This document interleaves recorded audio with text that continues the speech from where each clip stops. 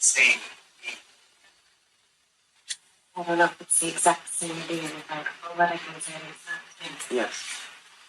So when you're talking about like the tone, for me, it's like an energy that's all around us that is causing time, I guess, to stop at that point.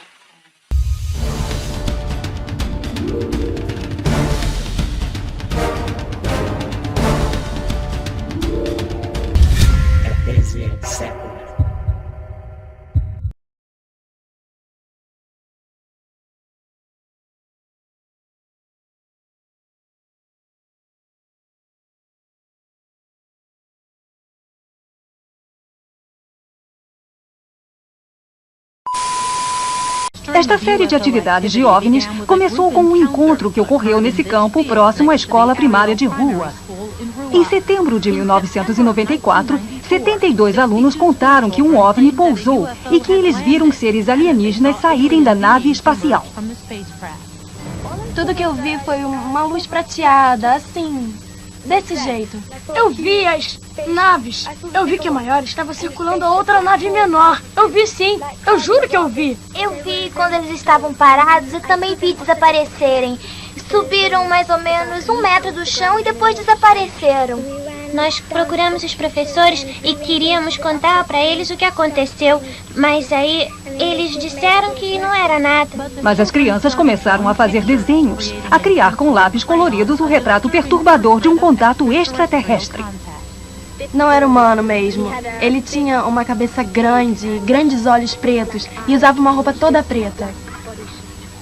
Os olhos dele vinham até aqui e ele era meio engraçado. E as crianças contaram que esses olhos transmitiam uma mensagem telepática, um apavorante aviso sobre a destruição da Terra. Eu acho que eles estavam tentando nos dizer alguma coisa que vai acontecer, mas às vezes as pessoas não acreditam neles. Eles queriam mostrar alguma coisa pra gente.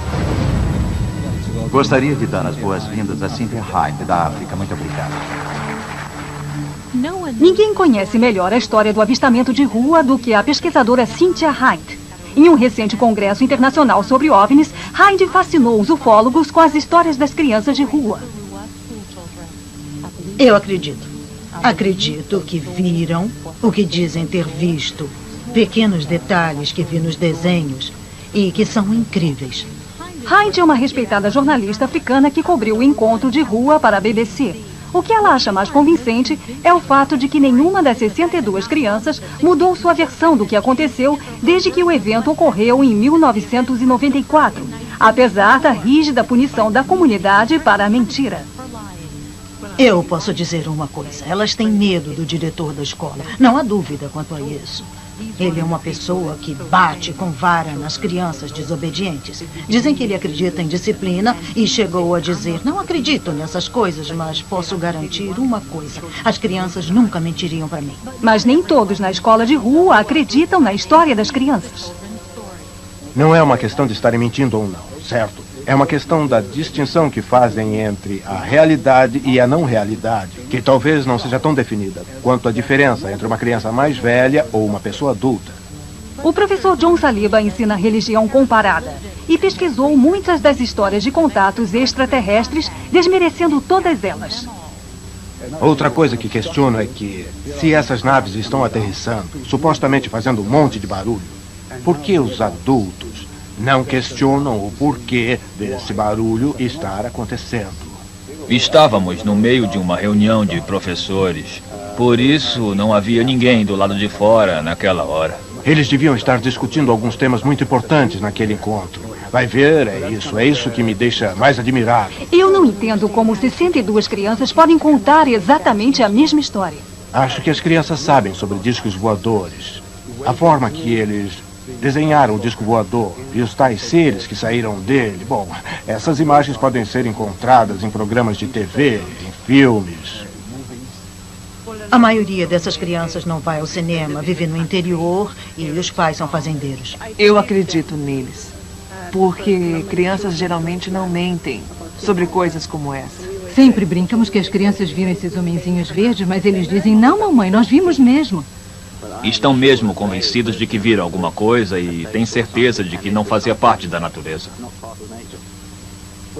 É que eu sou do tipo dessas pessoas que gostam de ver com os próprios olhos, certo? Então não existe essencialmente nada que as crianças possam dizer que vá convencê-lo?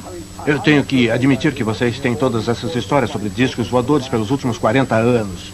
Mas não dá para entender o objetivo deles. Por que estão aqui? Não sei o que estão fazendo. Estão perdendo o tempo deles andando em círculos e falando com poucas pessoas que são insignificantes. Mas Heidi não vê as crianças e os eventos que elas alegam ter testemunhado como insignificantes. A evidência dela é uma pergunta que perturba todos que investigam o avistamento de rua. Por que 62 crianças mentiriam? E porque tem havido centenas de avistamentos desde então, através de toda a África Centro-Sul, mais pessoas estão acreditando nas crianças. As crianças não mentem, elas dizem a verdade. Mr. McKay, what was your first impression when you heard the story? My first... 1.5 years ago. Yeah, it was 1.5 years ago. My first impression was that I thought the children were imagining what they saw. Because there were no adults there. There were no adults who saw it. It was only children at the school. And all the children in the playground, somewhere like 250 of them. And out of that, only sort of 60 claimed to have actually seen it as such. So that actually made me more skeptical initially. Since we have had all the reporters, we have had Professor Mack from Harvard University out here, I've changed my mind slightly. I believe the children did see something. Unfortunately, I personally didn't see it, so it's very difficult for me to give my own personal opinion. Mm-hmm. It's more than 1.5 years ago, that the UFO landed here? Yeah. Who can tell me exactly what happened? Okay, go ahead. We were playing down over there on the log. Yeah? And then we saw something shiny, so we all ran down over there. And it was in the early morning? It was at break time. Yeah? And then we saw something shiny. And we saw two people. They were in tight black suits. And they had big eyes. And we didn't actually see their nose. It was quite small. And their mouth was quite small as well. One of them was running in slow motion up across the ship.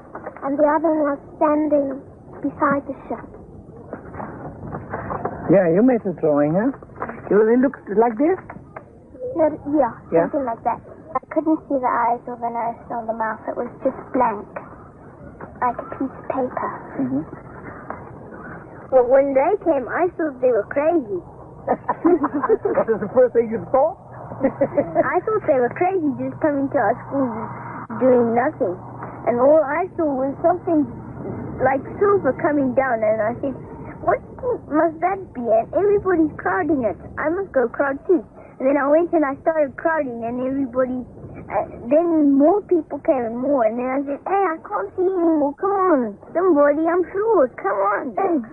And then I went to the front, and I started seeing more of them, and then I just ran away. The day before the special came, my friends and I were sitting in the playground, and one of my friends, she said, oh, there's a UFO. She said, and I looked at it, and she said, no, just kidding, it's an airplane. And we looked up, and I thought to myself, that can't be an airplane, because it was very shiny. It looked kind of like a cigarette, you know? It was a long thing, and then on the end it was all shiny. And so I said, maybe it is a UFO. So we were all kind of like getting scared now. And then the day that it happened, then we started thinking, yeah, that must have been a UFO in the sky. Because my brother also saw it, but he's left the school now. Mm-hmm. It was looked like a round shape, looked like a plate, looked like two plates that were looked like on top of each other. Then there was looked like the hole, the hatch for it, and there was looked like in between two trees. You couldn't see that clearly, and it was just silver all over. I didn't see any men or something like that. You saw one UFO that's surrounded by little ones? Yeah, one big one. One spaceship. Yeah? Little ones around. Yeah, let me see. Let me see your drawing.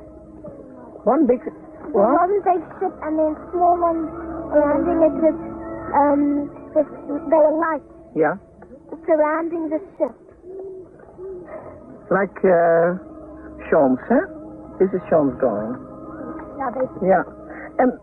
Okay, one landed, the big one landed, and the two aliens came out. Yes. And what happened with the little ones?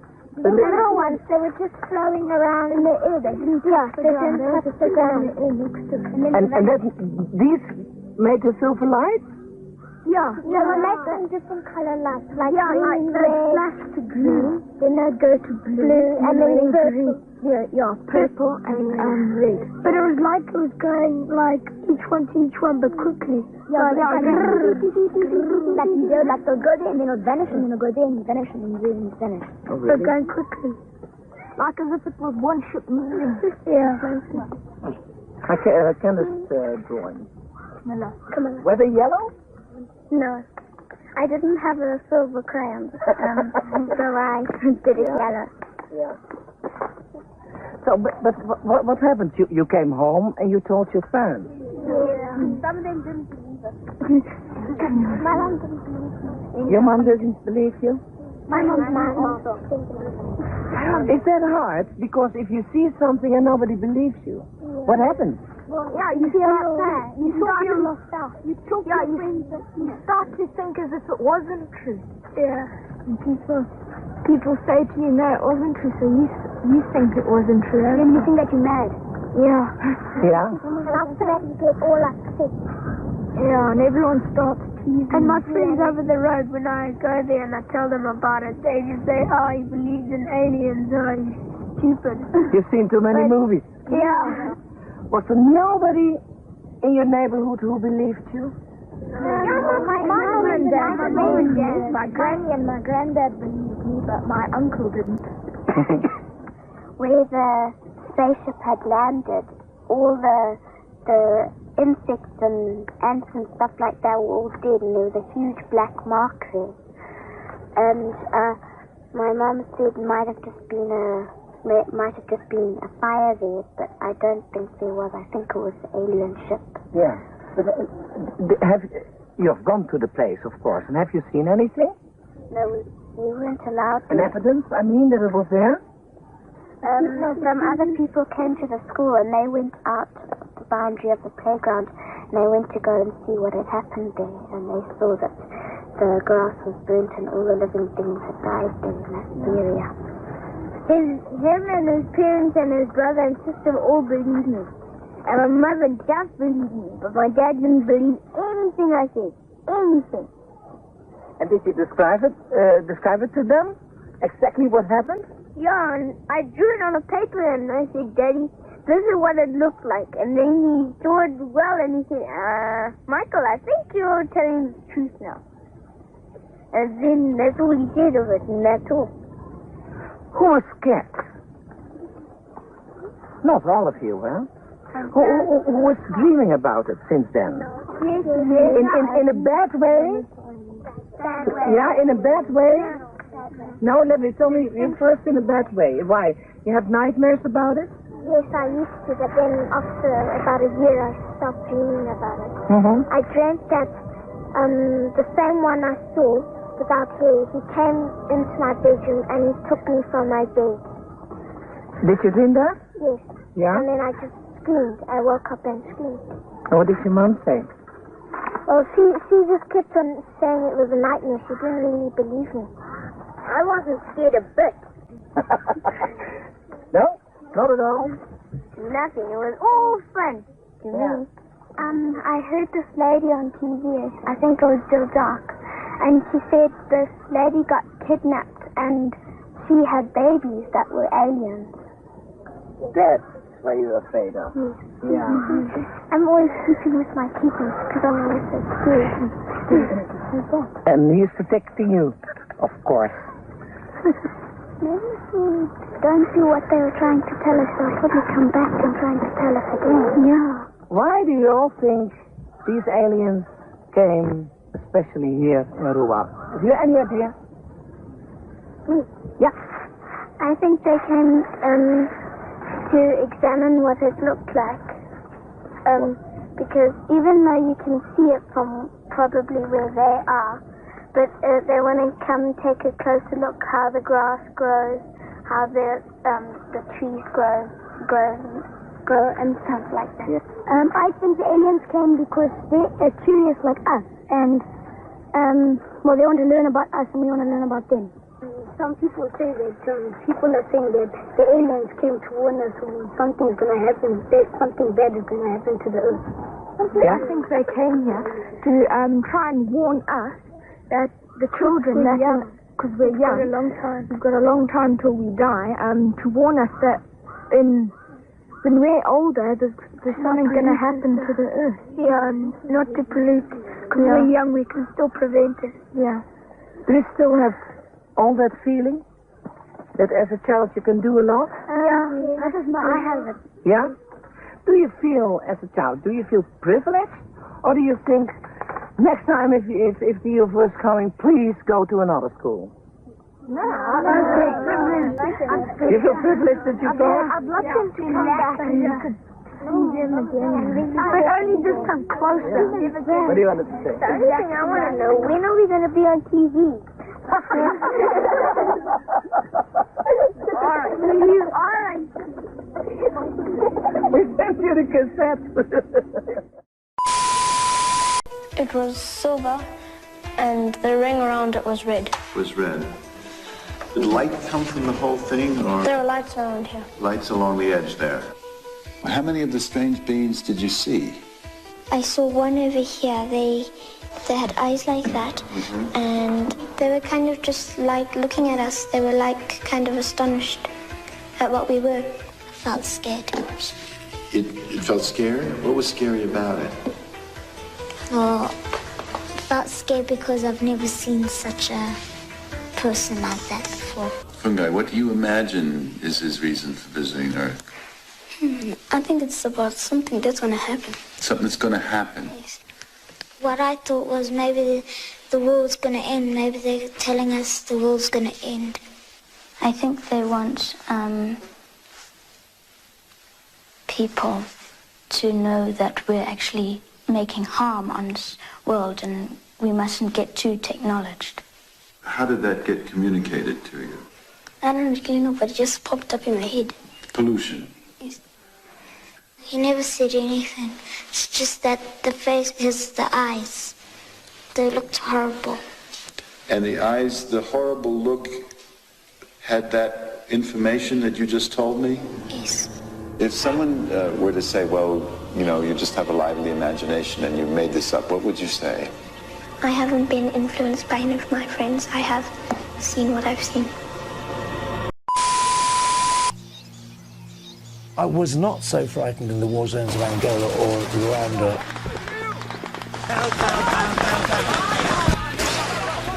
As I was when this story hit. Ariel School, 19th September 94, 12:12 local time. Just come and sit on these chairs along here. Did you all see something? Yes. Were you afraid? Yes.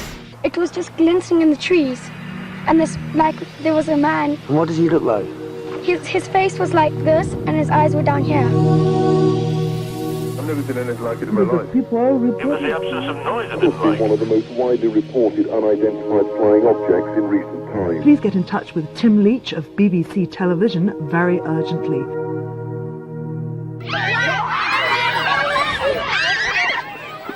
It had a silver, but that was down the bottom across it. Sure, it wasn't a Harrier jump jet or an aircraft? No. Something that the Zimbabwe Air Force It was like have got? in a disc.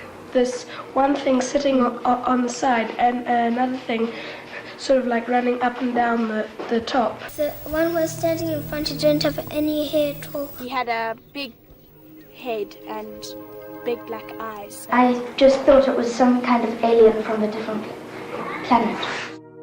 I was just a hard-ass journalist, skeptical as everybody would be. And it was the same story. And I started getting goosebumps. And the stories are consistent. You think it's possible that one imaginative child had a story and kind of stirred the rest of them? I don't believe. I honestly believe they saw something But for me to actually draw a conclusion as to what it is, I don't think I could do that at this point in time. What did it feel like when he was looking at you? Felt scared. My heart kind of went faster and then slower and then faster and then slower. I thought the aliens would attack me. Would attack you and do what? Hurt you? Yes. How would they do that? I don't know. It was just staring at me. With what? Staring at you as if what? As if to do what? As if I wanted to come and take us.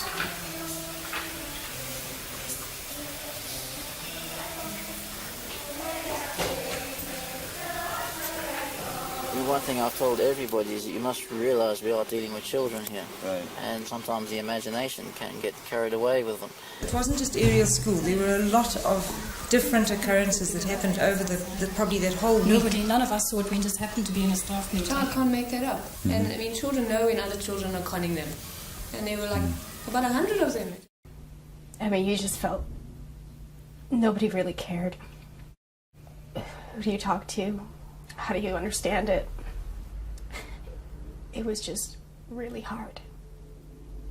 At first, nobody took it seriously, and then when Reuters got hold of it, it got very serious. Ariel School in Roua, ongeveer een half uur. Il était assez grand en fait. Il y en avait. On the other side of the world, an unusual visitor called into a Zimbabwean playground.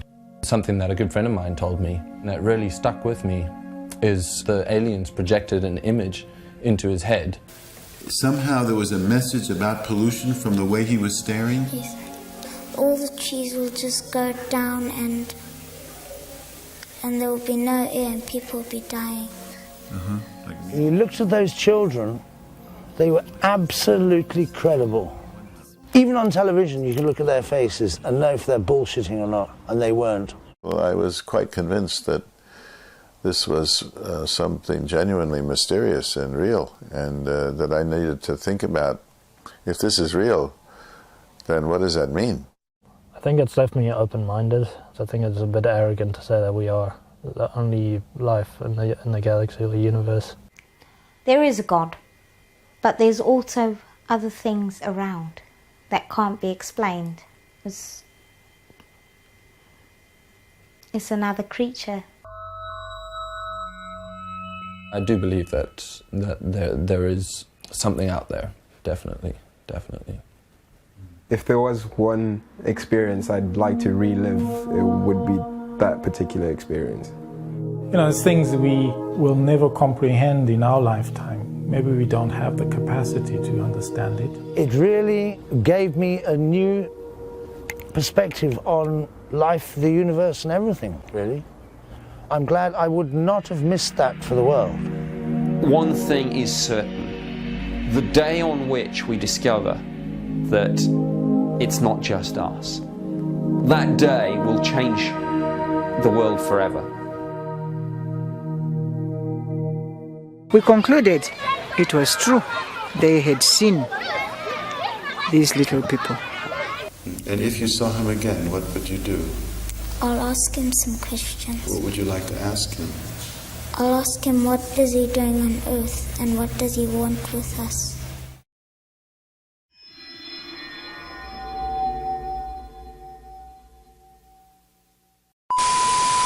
Access from the Zimbabwe event. I was just over 8 years old when this happened. I was born in Canada. I'm from a family of 5. I have a brother and a sister. My brother was also at the school during the time of the event. My parents were missionaries for the Salvation Army, and that's why we were down in Zimbabwe. We were in Zaire before that, and then moved to Zim. And we all attended Ariel, which was a lovely school. I'm really thankful for that experience, putting aside the UFO phenomenon. It was a beautiful place to live and to be.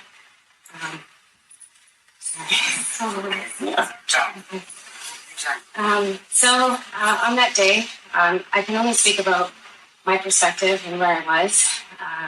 Every child that's in a different area of the playground. But it was recess and broad daylight.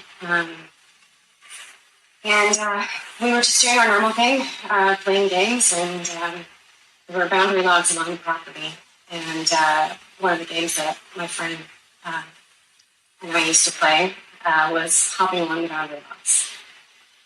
Then we heard a high-pitched frequency.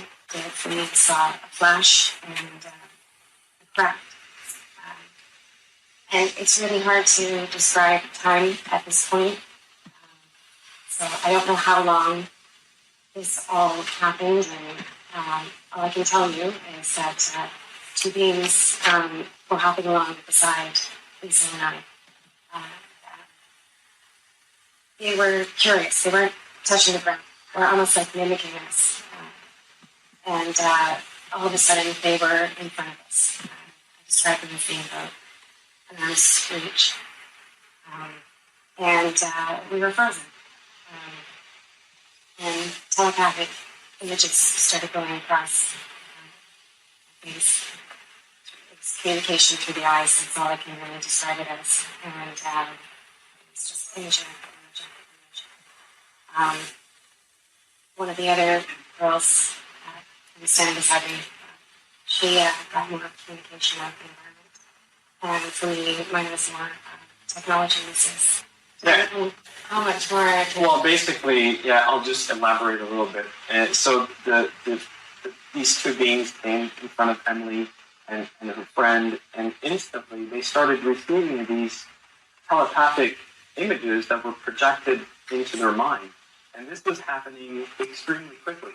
These were like thousands of images at an incredibly fast rate that were being projected. And so her perception of this was very intense, because I mean, it's like it's almost forcing you to see a lot of information in a short period of time. They never said anything. They communicated this through their eyes. And Emily's message that was received, like she said, was a lot about technology. The way that Emily had explained it to me when I first met her, she said, the message was, there's a good way of using technology, there's a bad way of using technology, you can do better. I'll never forget that day. Have you had any other experience with the same being? I don't know if it's the exact same being, but what I can say is that. Yes. So when we're talking about like the tone, for me, it's like an energy that's all around us that is causing time, I guess, to stop at that point. And feel the frozen and just like the stars and how able to move. Could you explain what the other beings that have been coming to her, as far as you know, look like? You mean like by having experience? Yes, yes.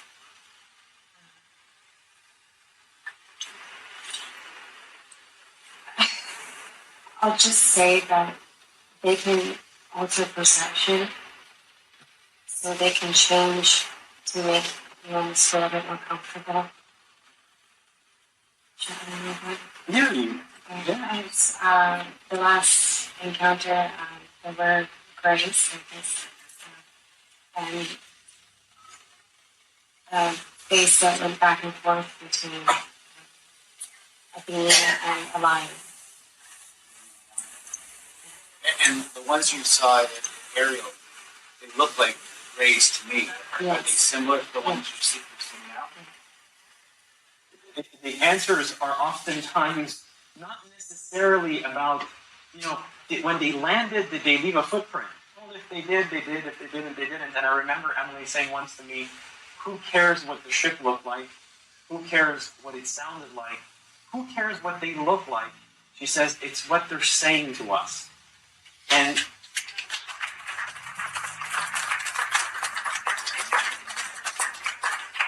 so that's pretty much so far the experience.